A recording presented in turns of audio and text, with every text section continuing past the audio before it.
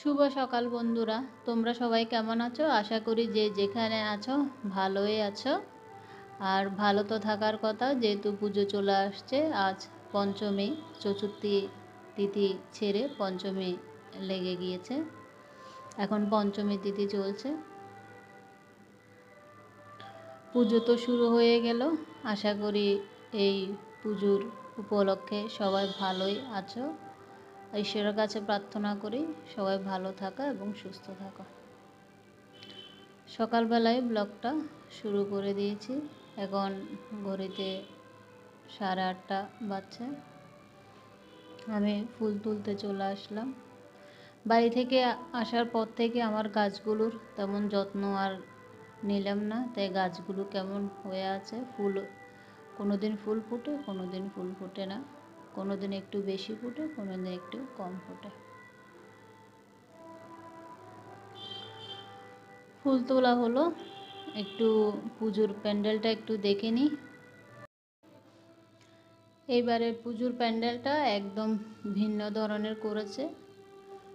সবাই বলছে, আমি গত বছর দেখেছি আর এবছর আমি আছি, গত বছর আর এবছর এই 2 বছর আমি দেখছি একদম ভিন্ন ধরনের।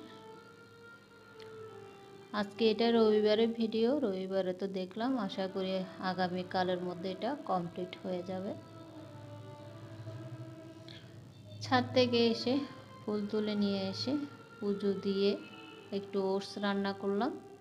তোমাদের দাদাভাই আজকে ছুটিতে আছে। তোমাদের দাদাভাই বললো সে ওটস খাবে না, তার জন্য অন্য কিছু বানিয়ে দিতে, তাই একটু গোলা রুটি বানিয়ে দিচ্ছি।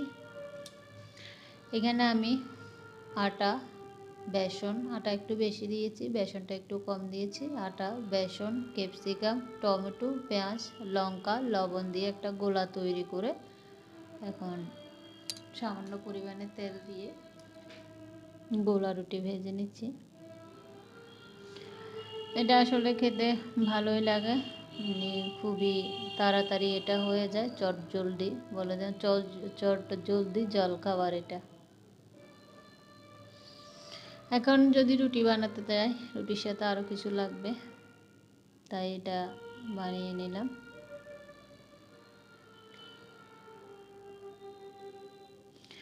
আর গতকাল রাত্রে আমি একটু তরকা রান্না করেছি, যদিও বা আমি রাত্রে রান্না করলে সকালবেলার জন্য কিছুই রাখা হয় না, কিন্তু কালকে আমি মসুর ডাল দিয়ে রান্না করেছি রাত্রের বেলা। আমি পরিমাণটা বুঝে নেই, ডালের পরিমাণটা একটু বেশি দিয়ে দিয়েছি, ডিম দিয়ে দিয়েছি 2টো, তাই অনেকটাই রয়ে গেল। রাত্রে শুধু আমি একাই খেলাম, এখন রয়ে গেছে।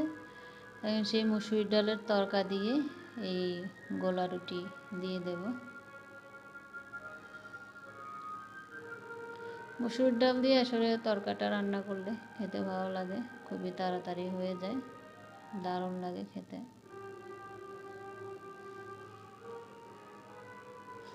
আমি যেহেতু আজকে রবিবার নিরামিষ, তাই আমি এটা খাবো না, দাদাভাইকে দিয়ে দিলাম, সে খেয়ে নেবে।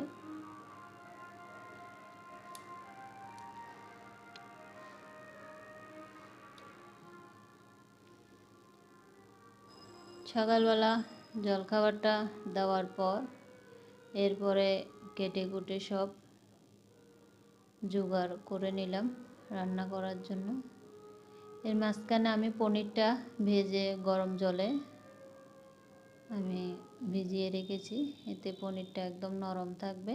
আর এদিকে পুঁই শাক রান্না করব, পুঁই শাক দিয়ে বিউলির ডালের বড়ি দিয়ে রান্না করব। রান্না করতে করতে ওটসটা খেয়ে নেব।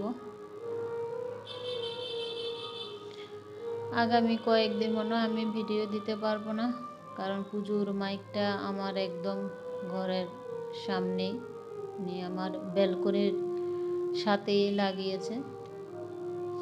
এখন অবশ্য এডিট করতে বসেছি, সাউন্ডটা একটু কম আছে। আমি ঘরের দরজা জানালা সব বন্ধ করে তারপর এডিট করতে বসলাম,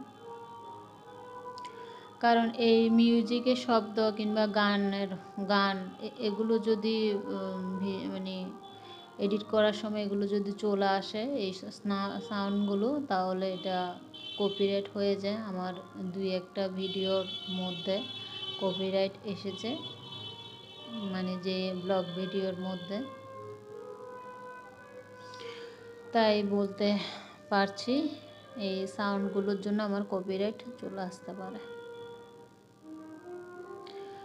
2-3 দিন মনে হয় পুজোর মধ্যে ভিডিও দিতে পারবো না। যদি দিতে পারি দেব, না হলে ভিডিও করে রাখবো, পুজোর পরে দেব।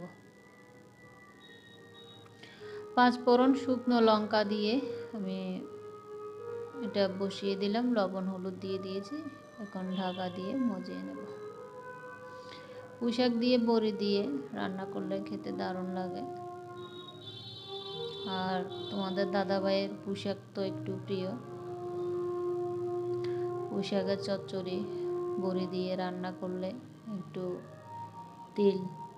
একটু সাদা তিল পোস্ত বেটে দিলে ভালোই লাগে খেতে। কিংবা যারা নারকেল পছন্দ করেন তারা নারকেলও দিতে পারেন, খেতে ভালো লাগে। এদিকে আমি এটা বসালাম, আর পাশে চুলায় আমি ভাতটা বসিয়ে দিয়েছি, কারণ কেটে কুটে রান্না করতে বসেছি, অনেকটা দেরি হয়ে গেল। এখন ঘড়িতে বাজছে প্রায় 12:30। দিয়ে ভাতটা বসে রান্না হতে হতে আমার ইউটিউব বন্ধুদের উদ্দেশ্যে কিছু কথা বলি। আমার কিছু ইউটিউব বন্ধু আছে যারা 5-6 মাস আগে আমি তাদেরকে সাবস্ক্রাইব করেছি। তারাও বেশ কয়েকবার আমার ভিডিওতে এসে আমার লাইক কমেন্ট করেছে। তা আমি তাদেরকে বন্ধু বানিয়েছি, সাবস্ক্রাইব করেছি, সেটা ওরাও জানে। কারণ আমি ওদের সবসময় ওদের ভিডিওগুলো দেখি, কমেন্ট করি।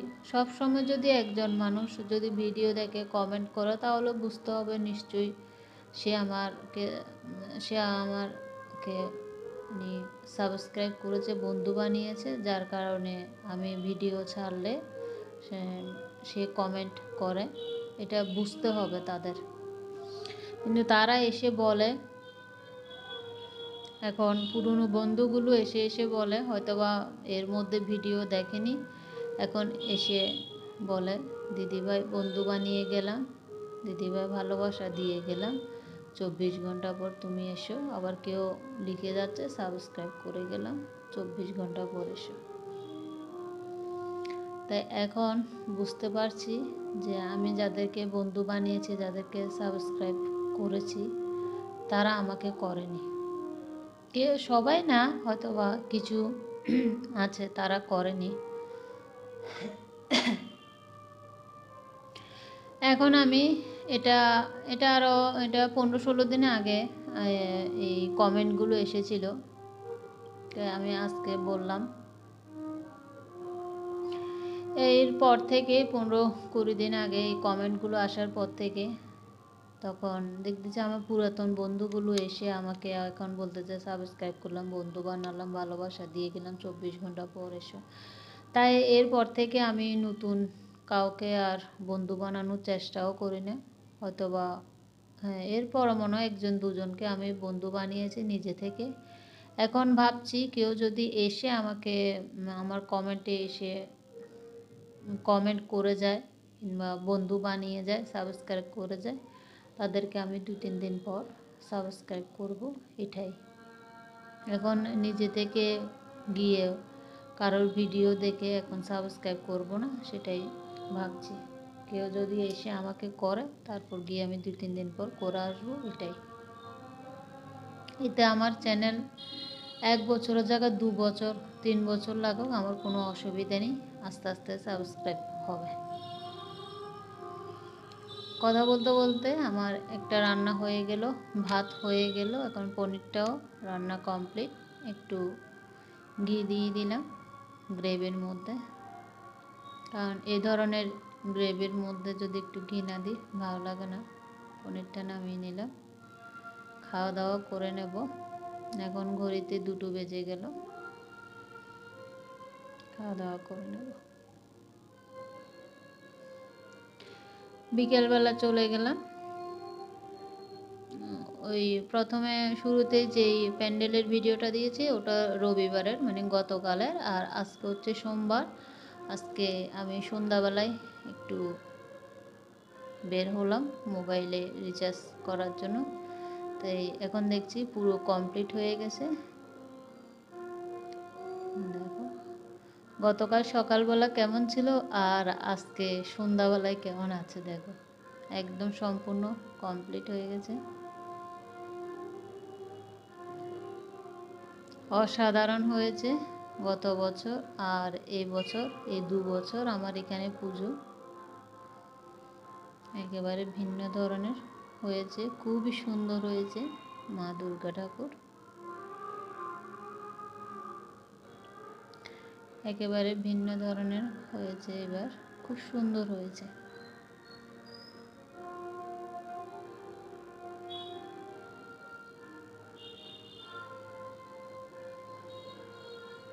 খুবই ভালো লাগছে। পুজোর তো কেনাকাটা হলো, তোমাদের সাথে তেমন শেয়ার করা হয়নি, পরে শেয়ার করব। সবাইকে পঞ্চমীর অনেক অনেক শুভেচ্ছা, আর ঈশ্বরের কাছে প্রার্থনা করি সবার পুজো যেন ভালোভাবে কাটে।